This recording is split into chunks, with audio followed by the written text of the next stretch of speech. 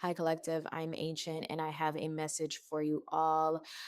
This is going to be another channeled message. The card that fell out of the deck is the Devil.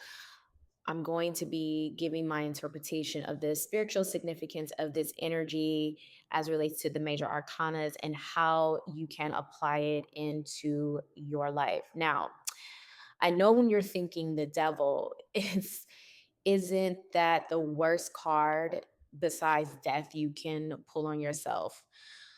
I'm going to give you multiple interpretations about this energy and what it actually means in terms of how I interpret it. First, let's address the elephant in the room. When we think of the devil, it often conjures images of chaos, fear, and evil. But in the world of tarot, the devil card often represents a horn figure, actually, as a much deeper, more nuanced meaning. So, what's the spiritual significance of this? At its core, the devil card represents our inner struggles and the attachments we form that might not serve our highest purpose. But here's the kicker: the devil isn't just about temptation, it symbolizes the duality of our own nature, the light and the dark coexisting within us. Think of it as a mirror reflecting parts of ourselves we might not want to acknowledge. Why is this important spiritually? Well, acknowledging this duality within ourselves allows us to confront our shadow selves. That's what the devil is, it's your shadow side. The devil encourages us to ask what chains are holding us back, what fears am I running from, and how are they impacting my life. This is the beginning of self awareness and personal growth.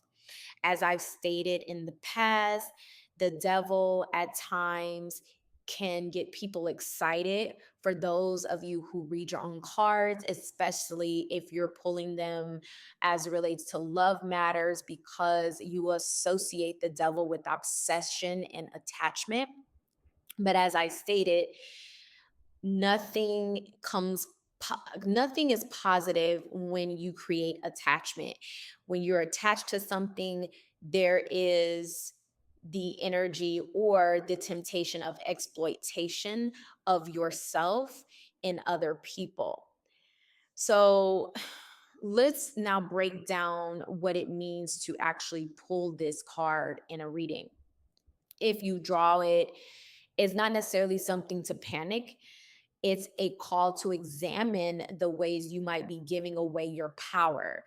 And again, that's what I associate obsession with, is you giving away your power, or someone obsessing over you is them giving their power to you. Are you caught in a toxic relationship? Maybe you're stuck in a dead end job or simply indulging in unhealthy habits. This card is a nudge to reevaluate your choices. Okay. Essentially, whenever I see the devil energy, I know that there's some sort of restriction, attachment, and any sort of attachment, again, creates exploitation of you. That's what you have to understand, that that's what that energy signifies. It is not necessarily it's not really a positive energy to pull, but it's also one of those type of energies to get you to open yourself up and see the bigger picture. Now, I've learned that the devil is about suppressing these aspects. Most people are suppressing some sort of energy, but it's about embracing them, because also where the devil is, there's restriction, as I stated. And whenever you're restricting yourself from something instead of embracing it, you create obsession, you create attachment. Yes, we all have vices, and yes, we all have our own shadows, but confronting them can lead to profound, excuse me, transformation and freedom. So when you embrace those shadows and those shadow energies, but you also begin to apply other energies, let's say the hermit, reflection, when you start to apply, let's say, the high priestess energy or temperance, being patient with yourself and diving deep to see what's actually going on and creating this devil energy, you'll be able to unpack what those attachments and toxicities and unhealthy behaviors might actually be. It's a journey essentially of liberation where you can recognize your own power and you choose differently. So, whenever the devil shows up, you can face it head on. As I explained in the previous Major Arcana series, the world, all these cycles return. You don't just get out of the devil energy and it never shows up again, it shows up in different ways.